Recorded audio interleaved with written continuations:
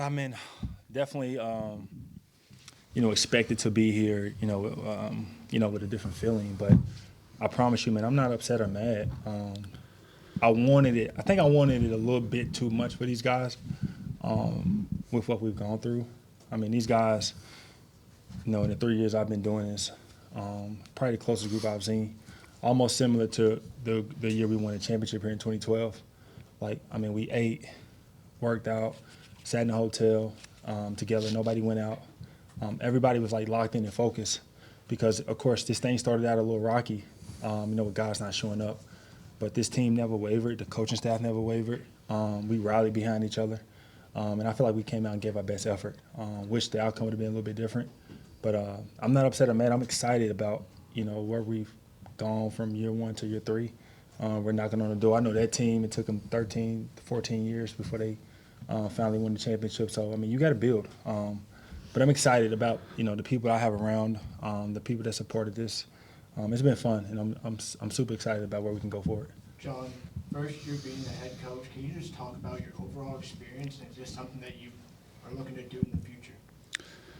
I mean, I've said it publicly a few times and told the guys in there just a minute ago. I thank them for allowing me to coach them and be who I am.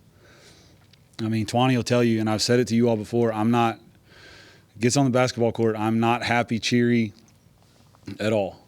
We're out there to win, and that's what I want to do. These guys allowed me to be me, and I'll never be able to thank them enough for that. Wish the outcome a little different for this one, but I mean, as far as next year or anything like that, we sit on this one for a little bit and then make those decisions down the line. For both of you, obviously, not the outcome you wanted, but Archie kind of posed the challenge after the last game, said he wanted to fill the gym, and then just this whole run, even after a rough start, but the way that BBN embraced this team, the way they filled the gym, the way it got loud in there, how special has it been for both of you guys to see the way that the fans have embraced this team through the whole journey? It's been special. Again, I mentioned before, we started out rocky, man. I think the conversation around this team was who wasn't here. And everybody inside that locker room, including the coaching staff, just told the guys to focus on who's here. Let us do the work behind the scenes, trying to get other guys to come and play with us. But, again, I mentioned, the team never wavered, man. They never let the noise get to them. And, of course, they felt the love from this community and its fan base, and I think it helped us win a few games too. So to walk out today, to have a championship game in year 3 and see that type of audience, it just showed you that we're headed in the right direction. For either one of you guys, what was it like being able to see Archie and Khalil kind of refurbish that relationship with BBN, and kind of what is it about the TBT that allows them to do that? So when I've had multiple people outside of this room and non-reporters come up and ask that question. While those two may have left and on whatever terms and however they left, for them to come back and be welcomed back by the fan base is expected. That's what I thought was going to happen. But those guys came back, and that's not the main goal in all of this. It's an added bonus and all that, and it's a great added bonus. But the main goal in all of this is gel together as a team in 1 week and then put a bunch of wins together. This fan base has been absolutely great. This fan base loves to see a winner. TBT interviewed me after the second Louisville game during our practice that next day, and I'm assuming it was going to be a hype video for get the fans all to come out, and you never got to see any of it because I was very honest about this fan base. This fan base wants to see a winner.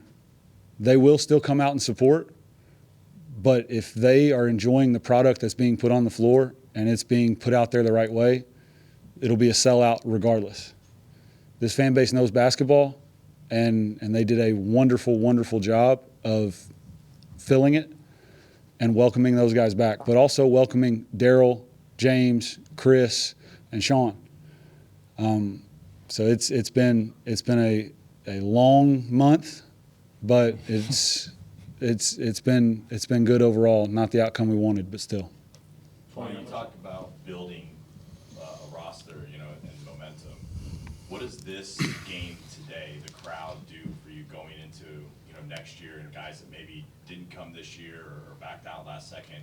How does that help you guys in building a roster to ultimately get over the hump and show them the support and what they can come play for? Yeah, first, man, I just want to kind of tell everybody, man, like, because I see the comments. Everybody throws out this name and that name, and I just want people to know, like, with my staff and everybody that's helping us, man, we've reached out to everybody that could possibly come out and play. And there's a lot of things. So I would never throw a guy under the bus for not showing up, because I understand.